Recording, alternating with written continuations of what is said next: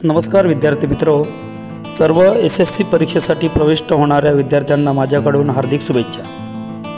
आज आपण मराठी विषयामध्ये 100 पैकी 100 गुण कसे प्राप्त करावेत याविषयी या व्हिडिओच्या माध्यमातून जाणून घेणार आहोत। मराठी विषयाचा पेपर हा 80 गुणांचा असतो व 20 गुणांची तोंडी परीक्षा असते।